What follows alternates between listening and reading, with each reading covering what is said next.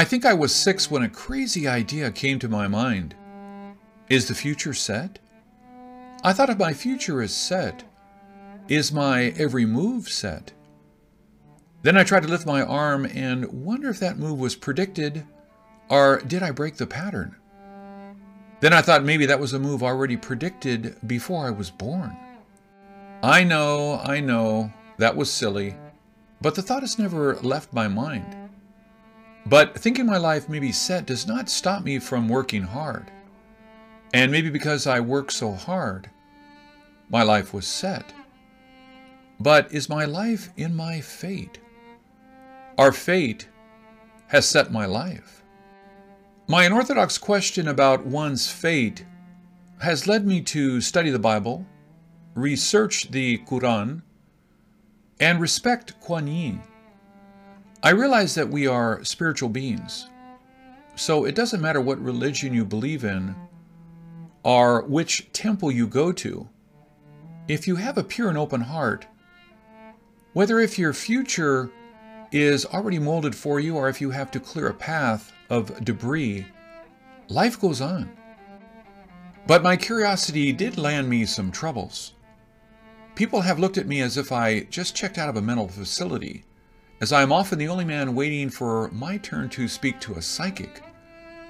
People often wait for my punchline when I talk about Nostradamus.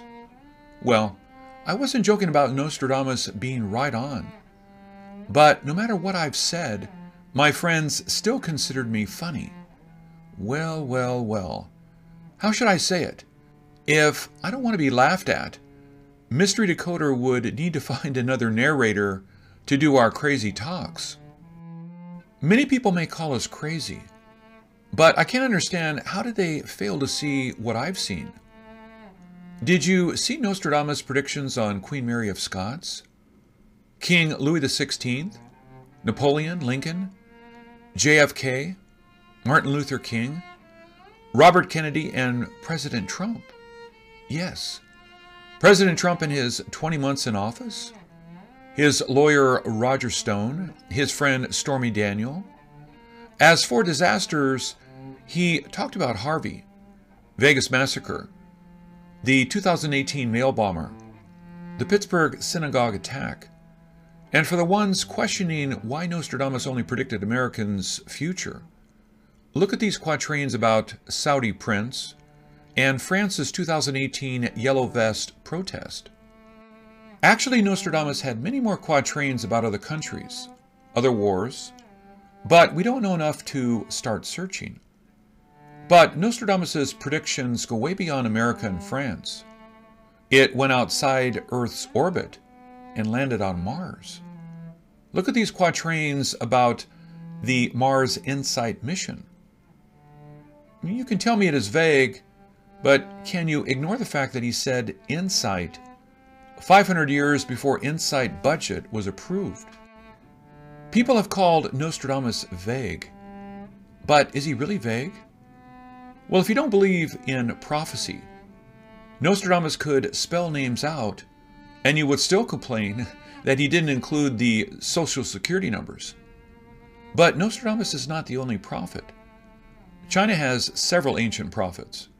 Whether you understand Chinese or not, I will show you the prophecies and you will be speechless. I mean speechless, because I will count on not being called names this time. Tui Bei Tu was written 1,300 years ago. Poem 1 through 39 details 1,300 years of history. Just like Nostradamus, the poems are condensed with regards to a dynasty's history in 40 words. 40 words, not 40 lines or 40 sentences. It not only talks about major events, you can even find names of players hidden in the poem. Hard to believe, right? I know you won't believe me, so I will show you in ways you can understand. Since poem 1 through 39 has been decoded before, I will show you number 40 through 46. Several scholars have suggested several convincing theories, but what I'm about to show you are some new findings no one has ever before decoded. Number 39 talked about Japan's invasion during World War II. So, poem 40 revealed the breakup of China after World War II. The picture shows 3 kids playing. That is mainland China controlled by Communist China, Taiwan controlled by the Republic of China, and Hong Kong being controlled by the United Kingdom. The short poem states, quote, 1234, king with no land, small government, well-managed society. And the long poem stated, one came from east with too much pride, ran without shoes with nothing overhead, to collapse when Lee shows up, monkey bring life, eagle bring death. I know this sounds meaningless in every way, but for the people familiar with China's recent history, it could not have been more clear. Chiang Kai-shek led China from 1928 till his death in 1975. During his reign, he unified China, fought against Japan, lost mainland to Communist China, but built Taiwan to democracy and prosperity. He was president 4 times. This proved the accuracy of the short poem. But because I noticed more hidden messages in the first short poem, there are some hidden clues. It was so well hidden, no one had noticed before. The 3rd and 4th line of the short poem talked about a small government, but the word chosen to express government can be separated into 2 parts. The top is part of Mao Zedong's name, and the lower part is Chiang Kai-shek's name. It showed the one to win the Chinese Civil War. And the 4th line of the short poem reveals even more shocking message. For many years, people thought the literal translation to be well-managed society. But the first word also means fallen, while the left side of the second word means hand, and the right side means communist, indicating losing to Communist China. And the left part of the last word, manage, is water, while the right side of the word is Taiwan. So the poem stated Chiang Kai-shek would lose to Mao Zedong, fall into communists, and cross the water to Taiwan. If you don't believe me, check Google Translate. The meaning of the long poem has been the center of many debates. I will not trouble you with the meaning of these decodings, but I will show you something for sure you can understand. This is Mao Zedong in Chinese and his second in command, Chao En-lei. Have you noticed both of their names appeared in the poem? For Chao En-lei, you have to get Chao. Chao En-lei also goes by another name, and the name Guan Shan also appeared in the word. You may be confused on why only one word of Chiang Kai-shek's name appeared. But we have both Mao Zedong and Chao En-lei's name appearing in the poem. We started the poem for some time and then Chiang Kai-shek's name popped out. This is Kai-shek. And do you see that in this poem? Poem 40 showed China broke into 3 regimes, calling out names of both China and Taiwan's leaders, and showed how mainland lost to the communist. While number 41 is about Hong Kong. Hong Kong is now part of China, so I will only jump to 3 hidden messages recently decoded by me. First, let's take a look at the second part of the short poem, grass, wood, growing. The poem used 2 words to describe growing, but the first word, fang, is the word for foreigner, while the word after is colony, so it meant the chaos was due to the colony under foreign control. And the 3rd line of the long poem stated, 99 years formed a big mistake, clearly showed problems caused by the 99-year lease. And the 3rd part I want to bring to your attention is the picture, which shows a soldier stepping on a ball. But I don't think the ball is a ball, as it is more likely the Pearl of Asia, Hong Kong, which was suppressed by the military force. Number 42 poem talks about the relationship between China and Taiwan. In Chinese language, beauty is the same word as American. And Taiwan not only look like the word bow, bow is also part of the word Taiwan. But I want to show you another new discovery.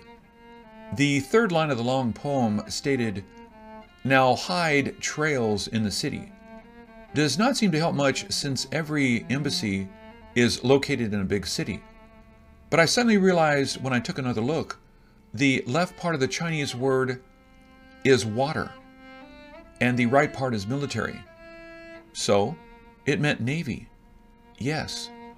The United States sent the 7th Fleet to protect Taiwan. But where did it station it at? The poem said Chaoxi, which can also mean Korean city. The last line stated, "Stir up the relationship between the king and the lord," assuming China is the king and Taiwan is the lord. The U.S. fleet's protection came with a price of tension and conflict, just as stated in the poem. And the picture again showed a pretty lady standing with a Chinese guitar, while a bow laying in the ground, positioned and shaped like Taiwan. Poem 43 seemed to show the relationship between the two Chinas. The two persons walking side by side. It used the same words for kings and lords, like the end of the poem prior. We don't have anything useful on this poem, other than the 3 lines of the short poem started with the word she, which showed Taiwan on the right side. And the poem pointed to a year of the rabbit, while during 2012, both President Xi and Taiwan's President Ma were elected to office. Poem 44 showed the meeting of two Chinas in 2015. In the picture, it showed a man with a bow in the back. The bow is Taiwan, as this is the second time it appeared. President Xi and President Ma's last name were hinted in the 4th line of the short poem.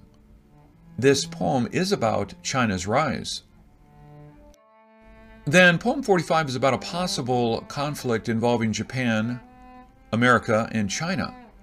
The conflict seems to be pointing to Japan's failure, but I found 2 possible explanations pointing in different directions.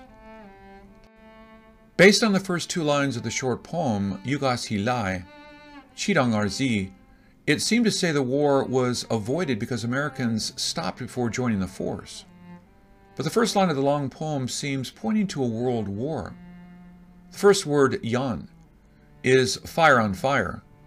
Obvious fire from both sides. The second word means military on the move. And the 3rd and 4th words mean big opening. The last 3 words mean of the whole world. So it seems like a world war.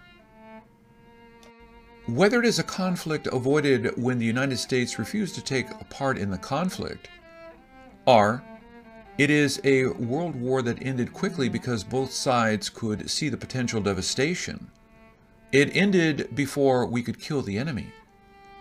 But Japan would no longer be a world leader after the conflict. That is for sure. Number 46 talks about a white-head old soldier wearing a bow. Came through to palace from back door when a sword is hidden in the east. Honestly, everyone had no idea what he was talking about. But I realized this poem is about Han Kaoyu after the November 2018 Taiwan elections. Han is only 61, but he never ceases making fun of his baldness. He called himself old and ugly. He's not that old, but he calls himself so, just like predicted in the poem. And although he represented a bankrupted party who has lost every election during the last 20 years, he won. Although the city is only Taiwan's 3rd largest city, his popularity has overthrown the entire island, and his party won a very big victory. The short poem vaguely pointed to an assassination plot, a plot most likely that will be carried out with some chemical or gas attack. an assassination that will cause the death of one, but avoids an even more costly conflict. I will stop here, as I am sure most people do not care about an old prophecy about the future of a distant country. However, I think it is important for me to show you how detailed and accurate other prophecies are, so we can open our minds and find what the future holds. This is Ken Peters. Thank you for watching.